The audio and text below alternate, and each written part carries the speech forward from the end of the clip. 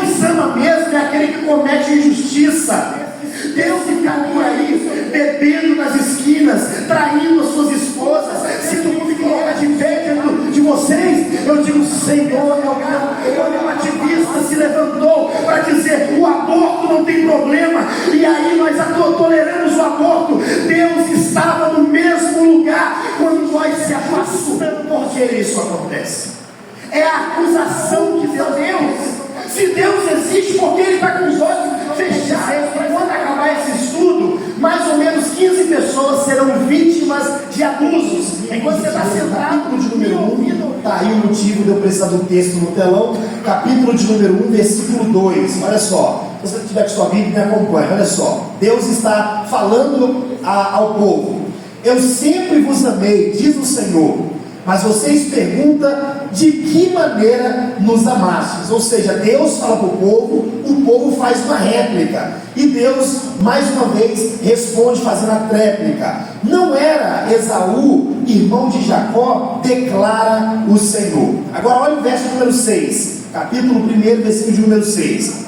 Deus fala ao povo: o filho honra o pai, e o servo o seu senhor. Se eu sou o pai, onde está a honra que me é devida? Se eu sou o Senhor, onde está o temor que me devem? Perguntam ao Senhor dos Exércitos: a vocês sacerdotes, vocês que desprezam o meu nome. E agora o povo vai fazer a réplica: mas vocês perguntam: de que maneira temos desprezado o teu nome? E Deus então vai fazer a tréplica dizendo: trazendo comida impura ao meu altar.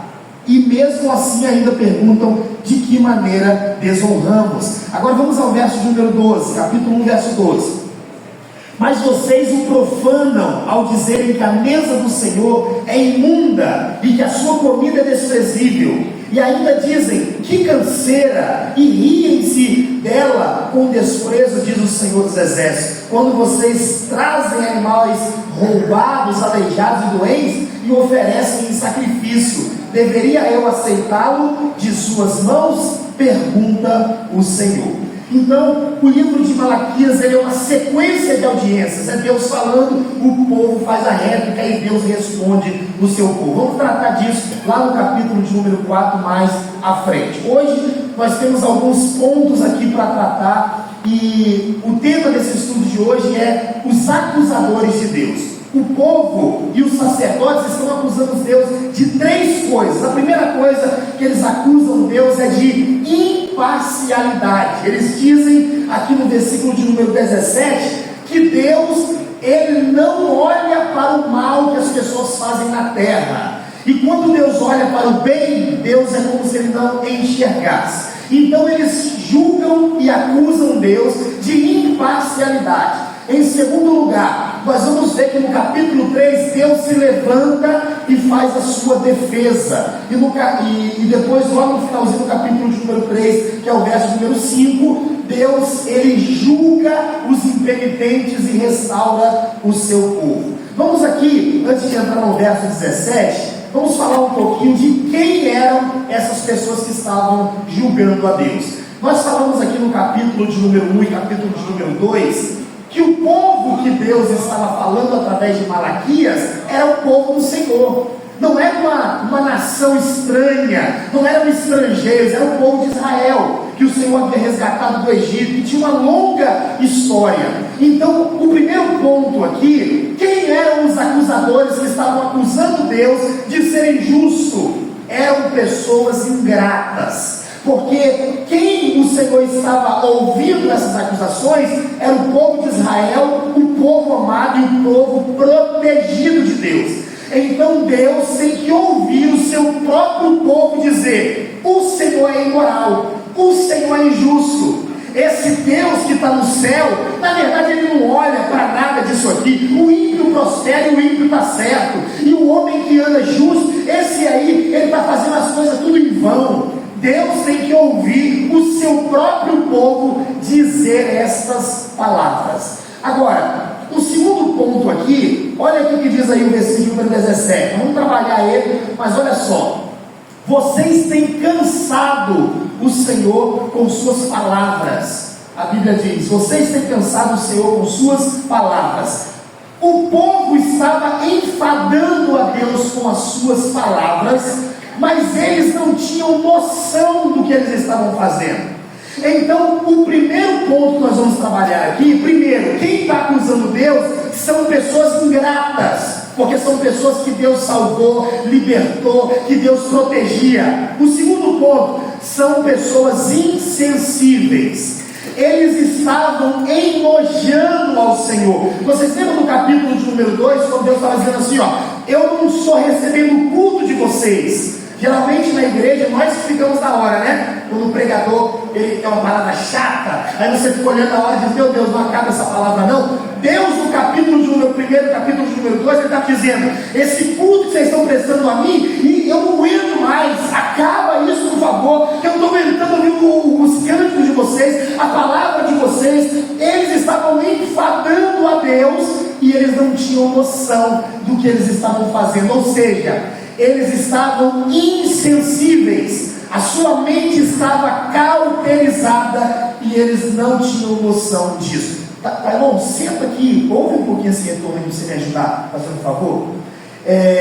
O terceiro ponto aqui, eles estavam equivocados. Por que eles estavam equivocados? Quando Deus tirou o seu povo do cativeiro da Babilônia, agora, no livro de Malaquias, nós estamos vendo que Deus, ele está fazendo uma promessa se cumprir diante do seu povo, só que o povo não estava entendendo. Deus diz assim, eu vou mandar o meu Messias, o prometido. O povo aqui de Malaquias, eles estavam pensando da seguinte maneira, Deus vai mandar o Messias, e esse Messias virá, e ele então vai humilhar os nossos inimigos, e nós então não teremos mais jugo, nós então seremos prósperos. O ímpio Deus vai castigar, e nós justos Deus vai fazer prosperar. Eles estavam totalmente equivocados quanto ao meio que Deus trabalha. E agora eu quero que você me acompanhe no versículo 17, olha só. Vocês têm cansado o Senhor com suas palavras. Como os têm cansado? Vocês ainda perguntam, quando dizem, todos os que fazem o mal são bons aos olhos do Senhor, e ele se agrada deles. E também quando perguntam, onde está o Deus da justiça? Queridos, o livro de Malaquias, ele está fazendo algumas perguntas que nós também fazemos no tempo de hoje. Aonde está Deus diante das calamidades que o mundo enfrenta? O povo e os líderes aqui em Malaquias estavam dizendo o seguinte: por que o ímpio que não teme a Deus prospera, e o crente que vive na vida sofrida, ele nunca avança, ele nunca consegue prosperar? Por que isso? É a pergunta de Malaquias. É como se nós pensássemos da seguinte maneira: aquele que não serve ao Senhor, nesta terça-feira fria, eles estão prosperando, bebendo cerveja, eles estão prostituindo e eles avançam. E eu que saio da minha casa e venho para a casa do Senhor, vivo em uma vida difícil, para mim as coisas tudo é pior, todas as coisas para mim são mais difíceis de conquistar. Era a mesma indagação que o povo aqui estava fazendo ao Senhor. Eles diziam: como os tem cansado? Vocês ainda perguntam, todos os que fazem mal são bons aos olhos do Senhor, e ele se agrada deles. E também quando perguntam, onde está o Deus da justiça? Eu quero que você trabalhe comigo um texto, Salmo 73, Salmo de número 73. Vamos ler esses salmos aqui juntos, para nós aprendermos algo aqui. Diz assim, Salmo 73, dá para colocar aí, Silvio? Está aqui, ali não está não, solta aqui para ele ficar atento. Verdadeiramente bom é Deus para com Israel, para com os limpos de coração. Verso 2: quanto a mim, os meus pés quase se desviaram, pouco faltou para que escorregassem os meus passos. O salmista está dizendo que os pés dele quase tropeçou quando ele olhou o caminho do ímpio. Verso 3: pois eu tinha inveja dos nessos, quando vi a prosperidade dos ímpios, porque não há apertos na sua morte, mas firme está a sua força. não se acham em trabalhos como outros homens, nem são afligidos como outros homens. Pode passar 6. Travou aí? Travou? É porque eu não coloquei aqui, eu não cobri para perder tempo. Por isso a soberba os cercas como um calor, um colar. Vestem-se de violência como de adorno. Verso 7.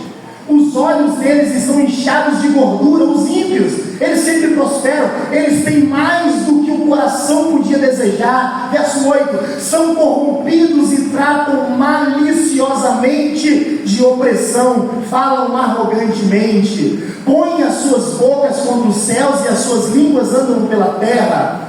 Por isso o povo dele volta aqui, e as águas de copo cheio se lhes espremem, e eles dizem: como o sabe Deus? Há conhecimento do Altíssimo?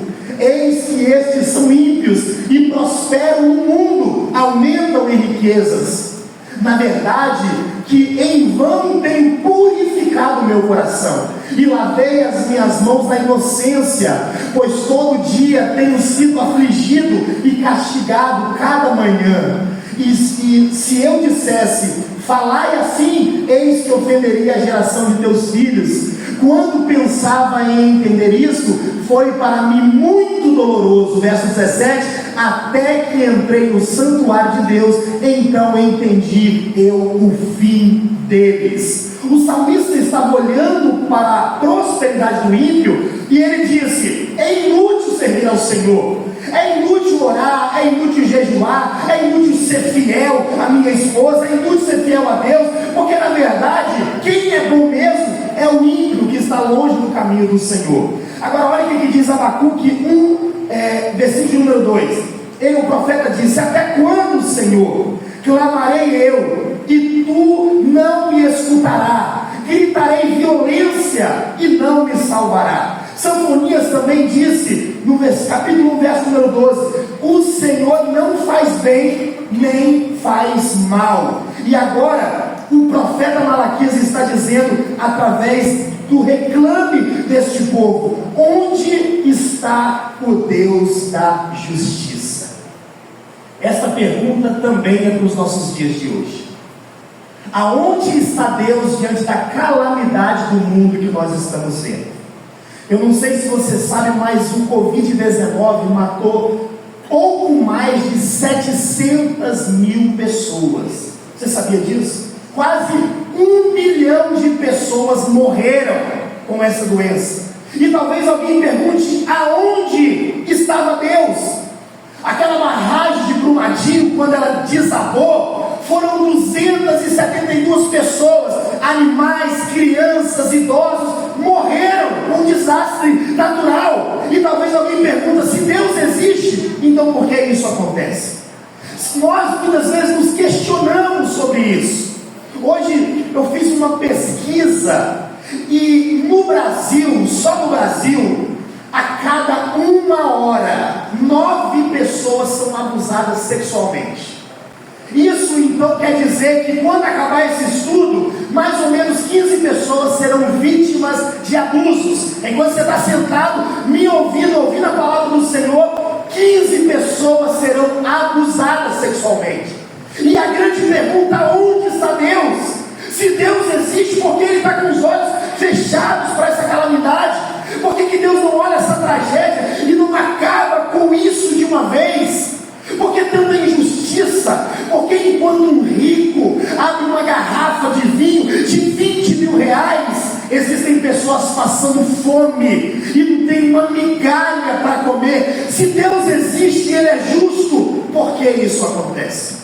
É a acusação que eles estão fazendo contra Deus. Olha o que diz no verso 17, olha só: todos os que fazem mal são bons aos olhos do Senhor. O povo está dizendo: Deus ama mesmo os pecadores, Deus ama mesmo aquele que comete injustiça.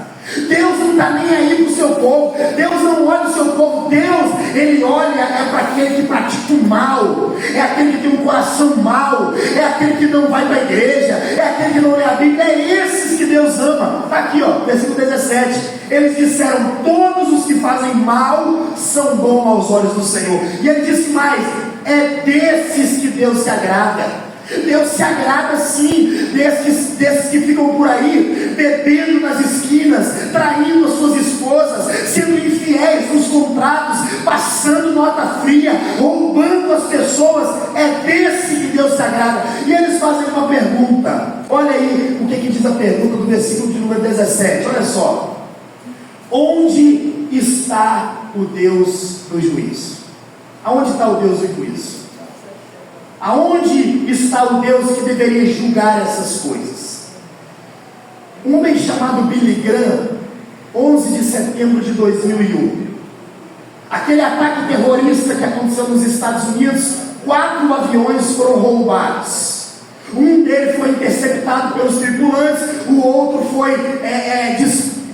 apontado para o Pentágono, mas 2 chocaram com as torres gêmeas. E quando aqueles aviões bateram naquela torre gêmea, os Estados Unidos virou de cabeça para baixo. As pessoas começaram a ir para a igreja, começaram a orar, começaram a buscar a Deus, mas eles estavam intrigados, eles queriam saber o porquê que estava acontecendo isso. E Billy Graham, um homem muito famoso, conselheiro de muitos presidentes, uma repórter então fez uma pergunta para a sua filha, e alguns dizem que a sua filha foi até o seu pai perguntar a pergunta da repórter: aonde estava Deus quando aqueles aviões chocaram naquelas torres? Aonde estava Deus quando milhares de pessoas morreram? Foram quase 3.000 pessoas que morreram naquele dia. A resposta do Billy Graham foi a seguinte: Deus estava no mesmo lugar quando nós tiramos Ele das nossas escolhas. Deus estava no mesmo lugar quando nós tiramos eles das nossas escolas. Deus estava no mesmo lugar quando nós retiramos as Bíblias e as orações das escolas. Deus estava no mesmo lugar quando um ativista se levantou para dizer: o aborto não tem problema, e aí nós toleramos o aborto. Deus estava no mesmo lugar quando nós se afastamos dele. E a repórter então, ouvindo aquela resposta, não tinha palavras. E talvez você pergunte: aonde estava Deus? A filha de Billy Graham respondeu com um versículo bíblico, Gálatas 6:7: não erreis, Deus não se deixa escarnecer, porque tudo o que o homem semear, ele também ceifará. Queridos, Deus não está indiferente com o pecado da humanidade. Deus não está olhando essas coisas como que de braços cruzados, com uma venda nos olhos, como se fosse alguém impotente para fazer alguma coisa. Não, Deus não está. Lá no dilúvio, antes do dilúvio, quando a terra estava corrompida, o que Deus fez? Ele mandou o dilúvio. Em Sodoma e Gomorra, quando o pecado estava cheirando mal as narinas do Senhor, o que Ele fez? Mandou fogo sobre aquele lugar. O mesmo Deus que julgou ontem, julga hoje e julgará eternamente. Olha o que diz o versículo de número 1 ao versículo de número 5. Deus agora vai responder para eles. Deus está levantando a sua defesa. Vejam, eu enviarei o meu mensageiro, que preparará o caminho diante de mim. E então, de repente, o Senhor que vocês buscam virá para o seu templo, o mensageiro da aliança, aquele que vocês desejam virá, diz o Senhor dos exércitos. O povo estava dizendo: cadê Deus? Eu quero Deus. Aonde está o Deus da justiça? Eles clamaram por Deus e Deus estava dizendo: vocês estão clamando por mim? Então eu vou até vocês. E Ele vai dizer que Ele enviaria o seu mensageiro. Aqui nós estamos falando da figura de João Batista, estamos falando do primeiro advento de Cristo, o nascimento dele, virginal em Mateus, e estamos falando da sua segunda vinda, que ainda não aconteceu. Deus estava mostrando agora, do versículo de número 1 ao versículo de número 5, que Ele tem as rédeas esta situação nas suas mãos. Ele está sentado no trono, é Ele que governa. E Ele vai dizer o seguinte, olha só: e então, de repente, eles pediram por Deus, e Deus estava dizendo: já que vocês estão pedindo o juiz, o Messias, então eu vou até vocês. A primeira vinda de Cristo, Herodes não estava esperando Jesus. Para ele foi repentina, foi uma surpresa. Os judeus aguardavam o Messias e mesmo assim o rejeitaram. Mas Herodes não aguardava. Agora, assim como a vinda de Jesus, no primeiro momento, para o povo religioso não era aguardada, assim também será a sua segunda vinda. Pode ser hoje que Jesus volte, e você está pensando: quando eu sair daqui eu vou chegar em casa, vou comer, vou fazer isso, vou fazer. Pode ser hoje a segunda vinda de Cristo. Eles não estavam aguardando, e Jesus veio, nasceu de uma virgem, cresceu, morreu, foi sepultado, ressuscitou. Eles não estavam aguardando. Agora deixa eu fazer uma pergunta para cada um de vocês: você está aguardando a volta de Jesus? Você está aguardando o seu coração, a sua mente? Porque eles disseram bem assim, ó: venha, Senhor, cadê o juiz dessa terra? E Deus diz: vocês estão pedindo juiz, vocês estão pedindo o Messias, então eu vou mandar ele. Eu vou mandar alguém para preparar o caminho, e ele virá. Quando ele veio, eles não estavam preparados. Jesus veio e eles não conseguiram identificar o Messias, porque eles aguardavam que o Messias poderoso, eles aguardavam um Jesus montado em um cavalo branco, assentado no trono, exaltando os inimigos, honrando a elite religiosa. Mas ele não veio assim, e eles também não estavam aguardando.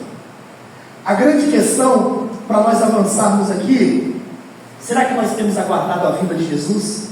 Olha o que diz em 2 Pedro 3,10: mas o dia do Senhor virá como um ladrão de noite. O ladrão, quando ele chega na sua casa, ele não manda um recado para você.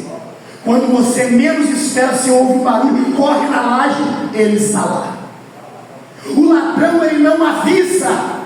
E nós precisamos dobrar a nossa atenção. A Bíblia diz o que? Se prepares, ó Israel, para encontrar com o Senhor teu Deus. Nós estamos dizendo: cadê o Deus da justiça? Cadê o Deus que julga as calamidades da terra? E sabe como nós estamos? De braço cruzado.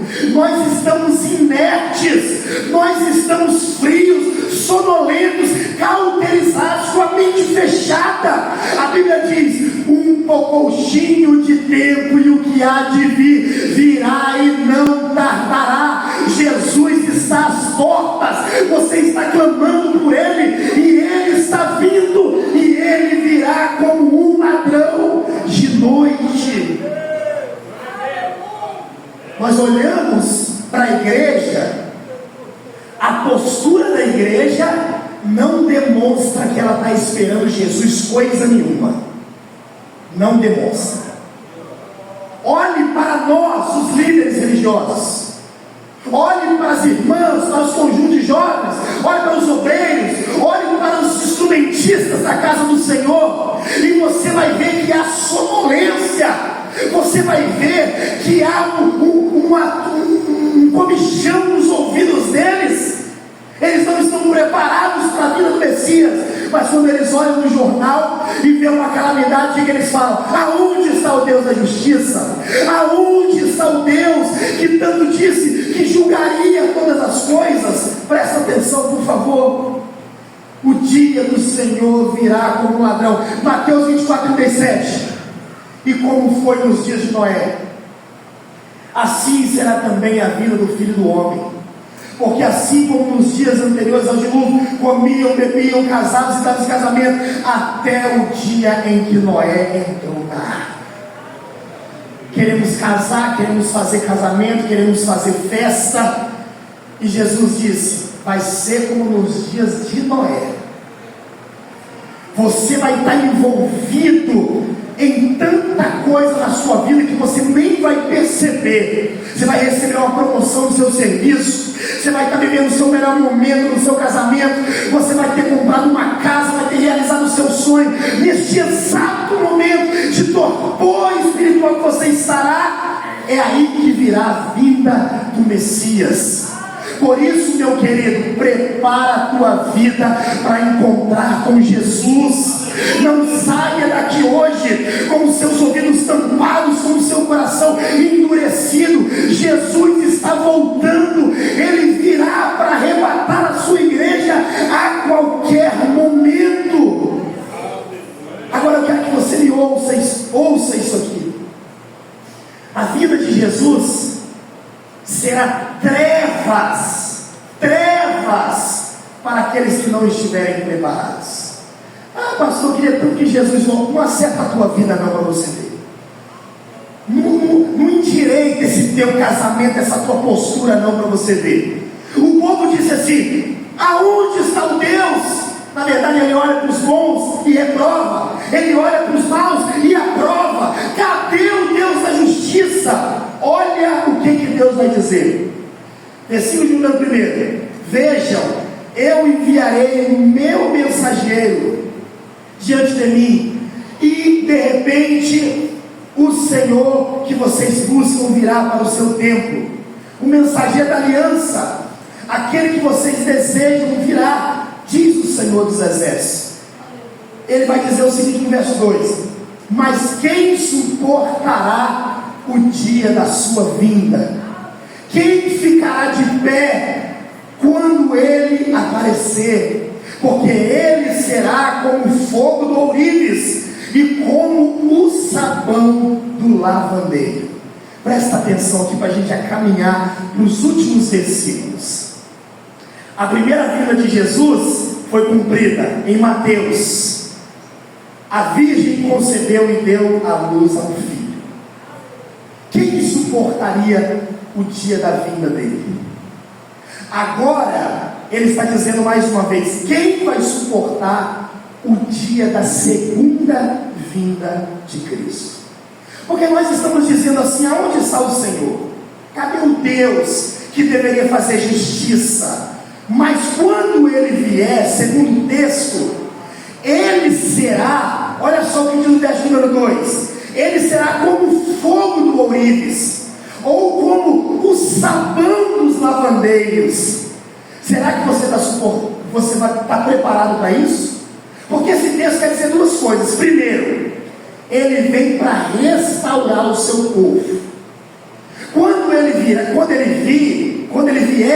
ele estava dizendo em Mateus, ele vem como um Messias, e alguém antes dele vai vir para preparar o caminho. Quem era? Era João Batista, que ele veio no espírito e no poder de Elias. Não era a reencarnação de Elias, como dizem os espíritas, não. Ele veio no poder e no espírito de Elias, preparando o caminho. Aí Jesus vem e cumpre a palavra. Só que na segunda vinda dele, ele vem também para restaurar o seu povo, e ele vem para condenar os pecadores que não se arrependem do seu pecado. Lembra do que eu preguei aqui? Eu não sei, a maioria talvez não estava aqui no dia, quando eu preguei sobre 2 reis. Jesus disse assim: quem é o rei que, tendo 20.000 soldados, ele vai guerrear com outro que tem mais do que ele? Ele primeiro não senta e faz a conta para ver se com 10.000 pode vencer o que tem 20.000. Aí Jesus estava dizendo assim: ó, todos vocês são pequenos reis.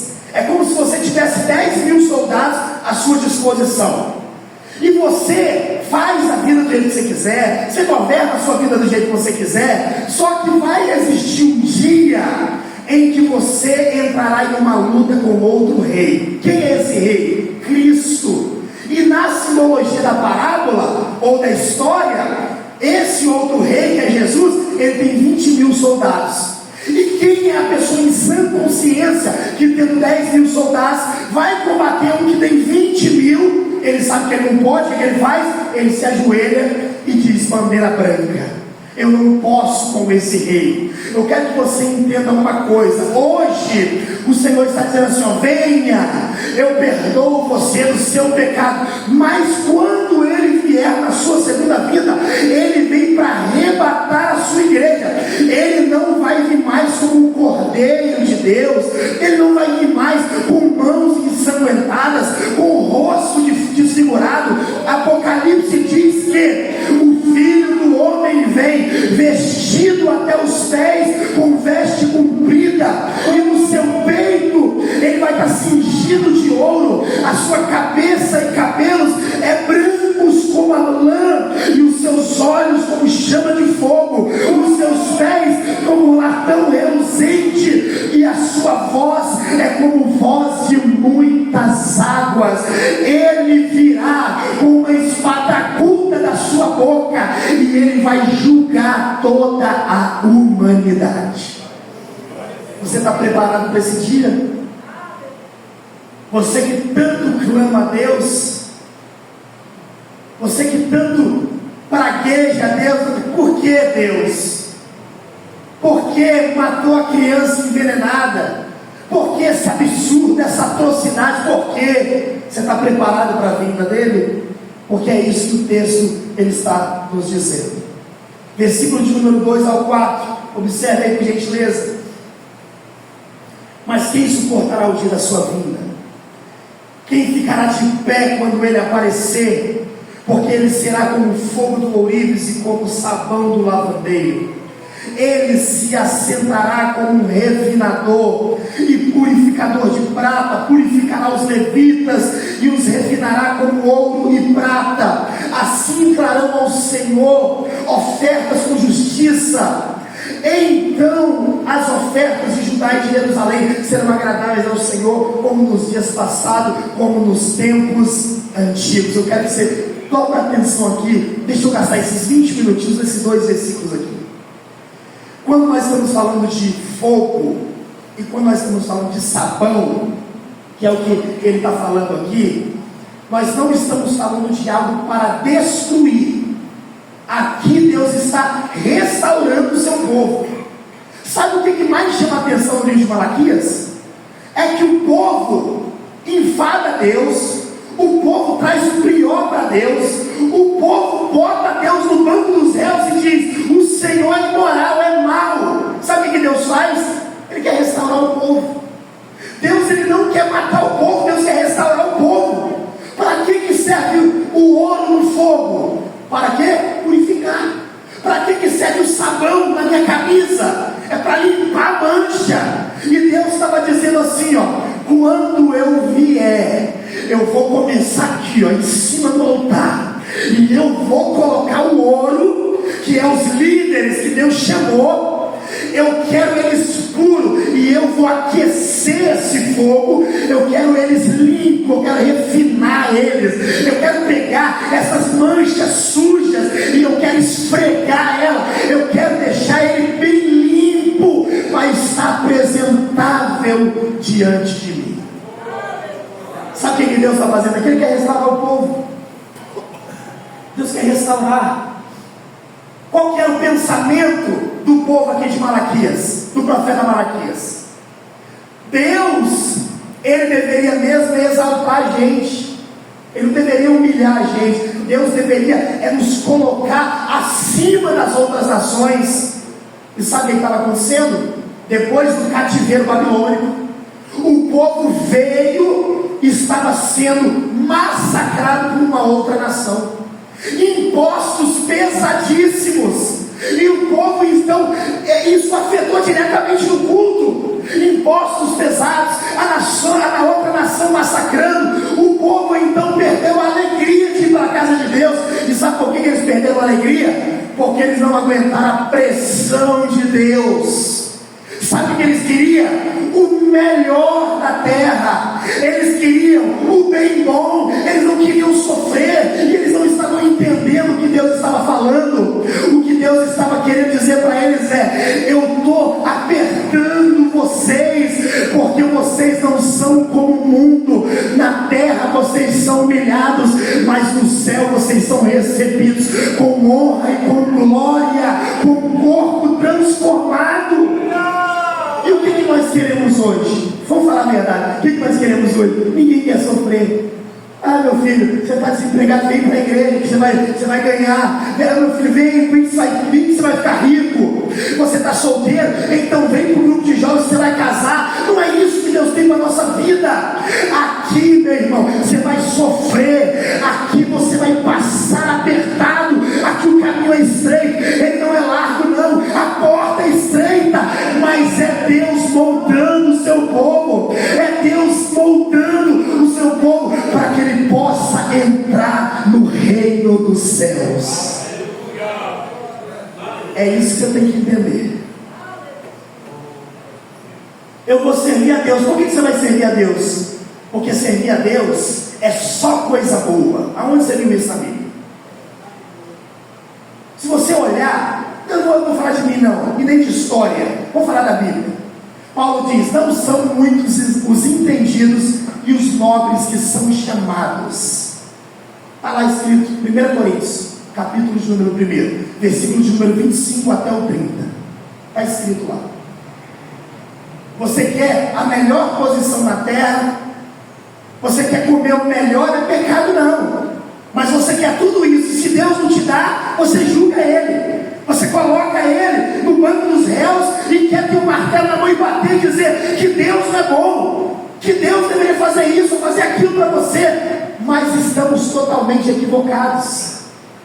Ele virá e Ele vai colocar o ouro no fogo, meu irmão. Deixa eu falar uma coisa para você, que pastor, eu acho que eu sou vaso, eu acho que Deus me usa. Deixa eu falar uma coisa para você. Você que é usado por Deus, se prepare, que para você a fornalha é maior, que para você a dificuldade ela é muito maior. Para você a fornalha é aquecida 100 vezes mais. E por quê, pastor? Porque quando o ouro passa pelo fogo, as impurezas são tiradas e aquele ouro ele vai reluzir da maneira que ele deve.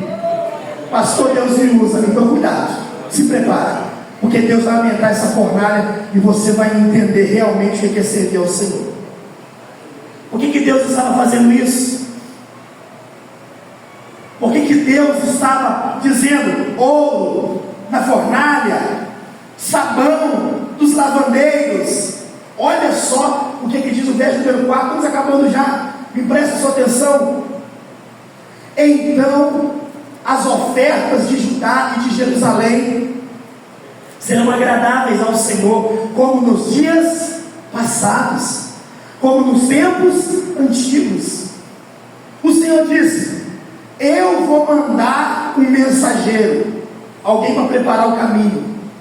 Eu vou mandar o meu filho, mas quando ele vier, quem pode suportar? Pois será como o ouro da fornalha e como o sabão dos lavandeiros. E ele diz assim, para que nós possamos voltar aos dias passados como os dias antigos.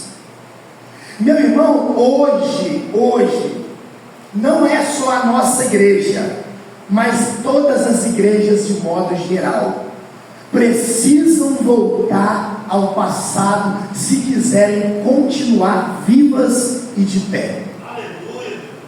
Jamais vamos poder avançar se não voltarmos às nossas raízes. Perdemos muita coisa, perdemos a essência da adoração. Eu tenho 10 anos de convertido, mas quando eu me converti, eu via cada coisa dentro da igreja que eu não vejo hoje. 10 anos se passaram, se passou mísera década e eu não vejo mais muita coisa. Sabe por quê? Nós mudamos quem nós somos, e se nós não voltarmos a quem nós éramos, Deus vai apertar um pouquinho, mas não é para matar não, não é para te destruir não, é só para voltar à sua programação original, é só para você adorar como você adorava, é só para pregar como você pregava, para cantar como você cantava, para dar glória a Deus que você não dá tantos anos na sua vida. Ele vai dizer: eu nos tempos antigos. Olha o que diz Jeremias capítulo 2, verso número 2. Vai e clama aos ouvidos de Jerusalém, dizendo: assim diz o Senhor, lembro-me de ti, da beneficência da tua mocidade e do amor de teus desposórios, quando andava após mim no deserto, numa terra que se não semeava. Pode subir aqui os instrumentistas para a gente finalizar. Irmãos, precisamos voltar ao nosso primeiro amor. Sabe qual que é a realidade? É muito bom ver o Anderson, a Thaís gravando o culto, mas quando não tinha celular no culto, Deus falava muito mais. Hoje, não é eles que atrapalham o culto. Hoje tem pessoas jogando no celular durante o culto. Tem pessoas que são abençoadas através da live, dos vídeos, mas nós modernizamos demais a igreja. Nós, em algum momento da nossa vida, nós se desviamos do caminho da adoração. E sabe o que Deus está pedindo? Deus está pedindo retorno. Quando o povo aqui estava sendo afligido, por que ele estava sendo afligido? Deus estava dizendo: eu quero que vocês voltem ao passado. Quem sabe não tem pessoas aqui nesta noite que estão vivendo uma vida que não é uma vida de Deus, que as bênçãos do Senhor não acrescentam dores, mas é porque se desviaram. Está na igreja com o coração no mundo, com o pé na igreja e a cabeça fora. Não é uma pessoa fiel a Deus, no pensamento, na mente, no coração, no louvor, no aleluia. Não é. Ele agora é Deus, mas de boca para fora. Deus está dizendo: vocês precisam voltar ao passado de vocês. Irmãos, eu lembro de quando eu não usava isso aqui, ó. Eu lembro de quando eu não usava isso aqui, e eu citava a Bíblia toda sem errar uma vírgula. Não estou dizendo que isso é pecado, mas nós confiamos demais na força do nosso braço, e Deus está dizendo: confia em mim, meu filho. Você confia demais no padrão que você tem. Confia em mim, meu filho. Antigamente, quando alguém ficava desempregado, o que ele dizia? Deus é meu ajudador, Ele vai me socorrer. Fecha a porta de emprego hoje para você, para ver o que você vai dizer. Tem gente, no próximo estudo aqui, de duas uma: vocês vão me amar, vocês vão me odiar pro resto da vida de vocês. No próximo estudo eu vou falar uma coisa aqui chocante. Mas o que adianta você sair da tua casa? Olha que igreja bonita, olha quantas pessoas. O que adianta você sair da tua casa para entrar aqui e em nenhum momento dessa terça-feira o botão de reiniciar a sua vida não é ligado? Em nenhum momento da sua vida você não cai em um entendimento de que Deus quer mais de você. Você entra aqui e sai pior do que você entrou. Deus está dizendo: eu preciso que você volte ao passado. Ai, pastor, antes eu era fácil. Esquece esse negócio de antes, meu irmão. Bota a tua boca no pó e seja quem Deus quer que você seja. Volte ao passado. Volte aos tempos antigos. Quando eu era novo convertido, eu gostava de dar uma glória a Deus. Aí eu levantava, não estava nem aí se as pessoas levantavam. Eu levantava. Hoje não levanta mais. Tem vergonha. Agora eu levanto, vou levantar também. Tem vergonha. É fé. Apocalipse 2:4, Deus diz uma coisa para a igreja de Éfeso: tenho, porém, contra ti que deixaste o teu primeiro amor. Sabe o que esse povo aqui fez? Colocou Deus sentado numa cadeira e disse: Deus é injusto. Sabe o que eles fizeram? Colocaram Deus sentado numa cadeira e disse: Deus não ama quem faz o bem, Deus ama quem faz o mal. Será que isso nunca passou na sua cabeça? Esse negócio de servir ao Senhor, na igreja, acordar domingo de manhã, isso é canseira demais. Tem gente que nem faz isso e prospera. Eu conheço gente que nunca foi na escola dominical e é uma pessoa muito próspera. E talvez você pode dizer, pastor, se ele nunca foi próspero, por que eu tenho que continuar indo? Porque são caminhos diferentes. O que Deus quer fazer com você é como se fosse colocar o ouro numa fornalha.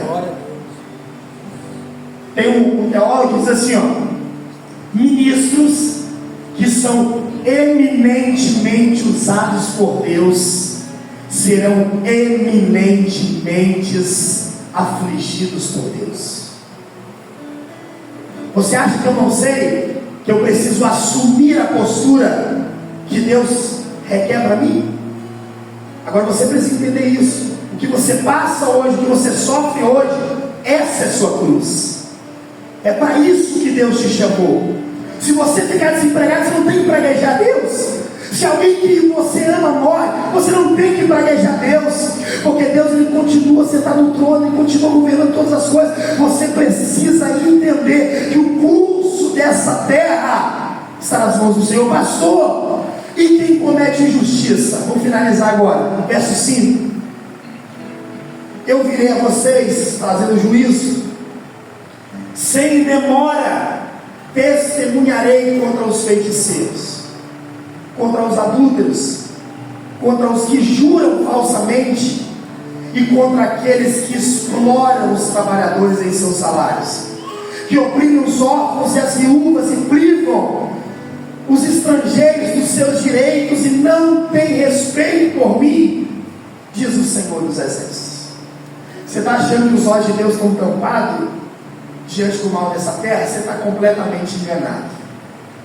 O dia do julgamento já está marcado na agenda de Deus.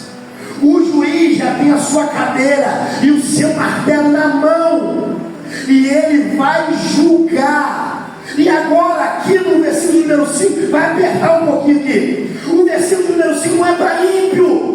O versículo número 5 não é para cachaceiro que está na porta do bar, não é para prostituta que está vendendo seu corpo. O versículo número 5 é para quem acha que está servindo ao Senhor, mas não está. Versículo número 5: eu trarei juízo contra os feiticeiros. Lembra de Salomão se envolvendo com o médium? Lembra de Pedro tendo que combater contra pessoas que faziam artes mágicas? Está acontecendo isso dentro da igreja. Tem culto que você olha, meu Deus do céu, isso é um culto ou é uma sessão de descarrego? Está acontecendo isso dentro da igreja. E ele vai dizer: eu também sou contra os adúlteros e vou julgar. Pessoas que abandonam as suas famílias, pessoas que não assumem o seu papel e troca de mulher como se trocasse de roupa. Eu vou ir contra essas pessoas que juram falsamente e que exploram os trabalhadores em seus salários e que oprimem os órfãos e as viúvas. O Senhor virá. E sabe aonde que vai começar o juízo de Deus? Chuta, dentro da casa dele. Acerta a tua vida, meu irmão, acerta a tua vida. Eu tenho tentado acertar a minha todos os dias. Você acha que é fácil toda terça-feira daqui? Eu gasto em média 10 horas só preparando o estudo de terça-feira. 10 horas. Tem noção do que é isso? Todas as vezes que eu vou me colocar de pé diante de vocês, eu digo: Senhor, é o teu povo, é a tua palavra. Senhor, não leve em conta a minha miserabilidade, mas usa a minha vida. Eu estou lutando para preparar a minha vida.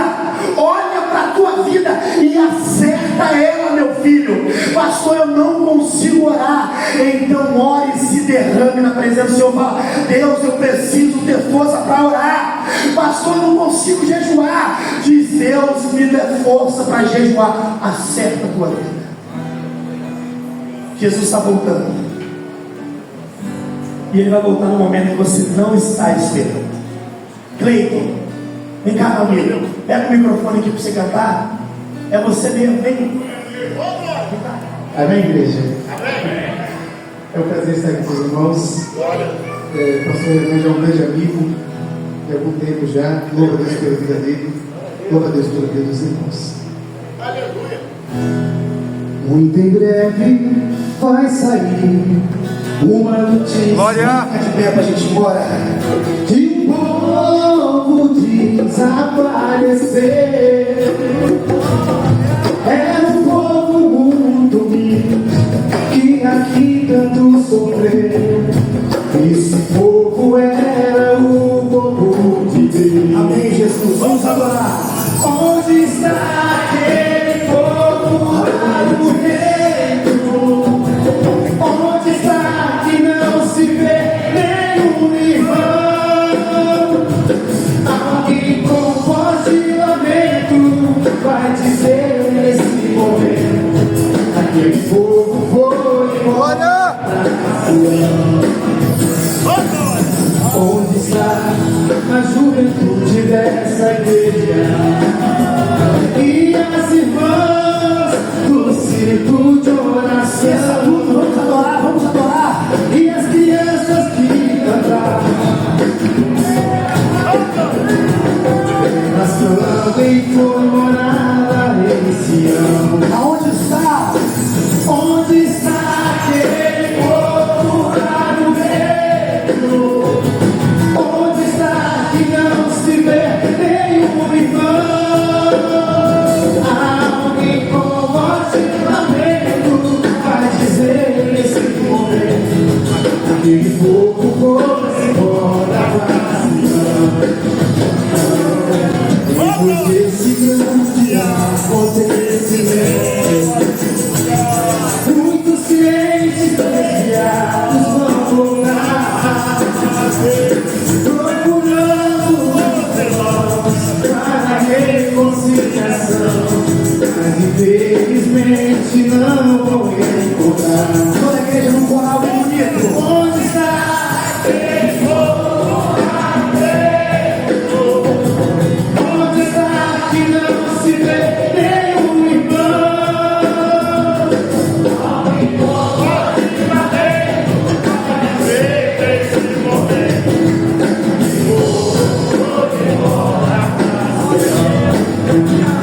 Depois desse grande acontecimento, muitos crentes desviados vão voltar, procurando os irmãos para a reconciliação, mas infelizmente não vão encontrar. Onde está aquele povo lá no reino? Onde está que não se vê nenhum irmão? Alguém com voz de lamento vai dizer nesse momento: aquele povo foi-se embora pra Sião. Onde está aquele povo lá dentro? Onde está que não se vê nenhum irmão? Alguém com voz de lamento vai dizer nesse momento: aquele povo foi embora pra Sião. Feche os seus olhos. Um minuto para você poder adorar o Senhor. Vamos orar com fervor, vamos clamar a Deus. Pai, nesta noite louvamos ao Teu nome. Nesta noite nós te exaltamos, ó Deus, bendizemos ao Teu nome. Pai, perdoa as nossas falhas e os nossos pecados. Seja com a Tua igreja, Senhor, não apenas hoje, mas para todo sempre. A todos os meninos do projeto que aqui estão nessa noite, Pai, abençoa eles, toca na vida deles, Senhor. Restaura, Senhor. Tira homens daquele lugar, mas que homens, ó Deus, saiam dali transformados pelo Teu poder e pela Tua glória, Senhor. Que esta igreja possa viver um avivamento, mas que para isso, ó Deus, o Senhor nos mova a oração, nos mova a estar de joelhos, nos mova a voltar, ó Deus, ao passado, a voltar aos tempos antigos, ó Deus, aonde nós adorávamos ao Teu nome, sem saber quem era o pregador e muito menos quem era o cantor. Só que Jesus está ali, era a nossa alegria, Pai. Oh Deus, nos conceda esse guarda do Senhor, em nome de Jesus, amém. Faça-se com a sua mão que o grande amor de Deus, a graça de nosso Senhor e Salvador Jesus Cristo, as doces e divinas consolações do Espírito Santo sejam com todos aqueles que amam e aguardam a breve volta de Jesus. A igreja diz: amém. Vai em paz em nome de Jesus. Aonde